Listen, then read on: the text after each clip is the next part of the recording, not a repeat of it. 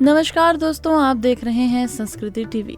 दोस्तों, जैसा कि आपको पता है कि एक आध दिनों में छठ महापर्व का व्रत आने वाला है और पंचांग के अनुसार छठ पर्व कार्तिक शुक्ल पक्ष की षष्ठी तिथि को मनाया जाता है। लेकिन इसकी जो शुरुआत है वो चतुर्थी तिथि से यानी कि नहाय खाए के साथ हो जाती है और सप्तमी तिथि को व्रत का पारण किया जाता है।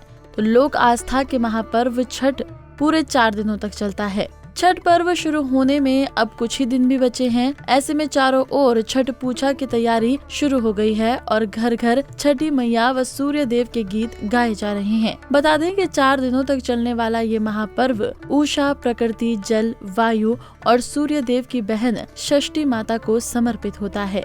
इसमें विशेष रूप से सूर्य देव को अर्घ देने की परंपरा है और ये परंपरा सदियों से चली आ रही है।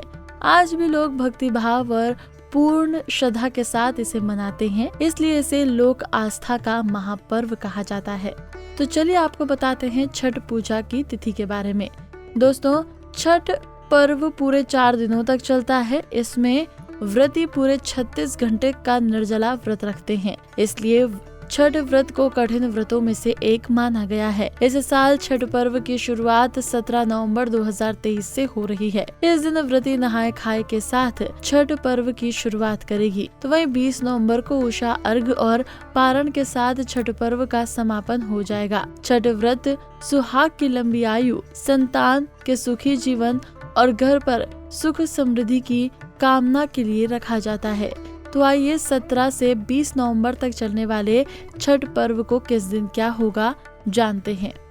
नहाय खाए 2023।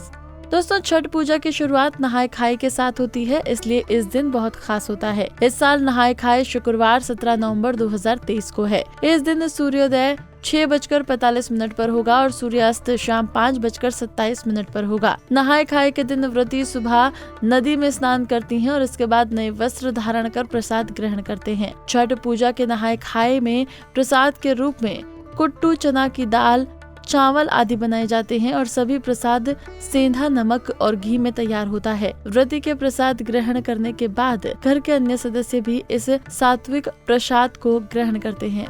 खरना। छठ पर्व के दूसरे दिन खरना होता है, जो कि इस साल शनिवार 18 नवंबर 2023 को है। इस दिन सूर्योदय सुबह 6:46 और सूर्यास्त 5:26 पर होगा। खरना के दिन व्रती केवल एक ही समय शाम में मीठा भोजन करती है। इस दिन मुख्य रूप से चावल के खीर का प्रसाद बनाया जाता है, जिसे मिट्टी के चूल्हे के आम की लकड़ी जलाकर बनाया जाता है। इस प्रसाद को ग्रहण करने के बाद व्रती का निर्जला व्रत शुरू हो जाता है और इसके बाद सीधे पारण किया जाता है। संध्या अर्घ 2023 तिथि।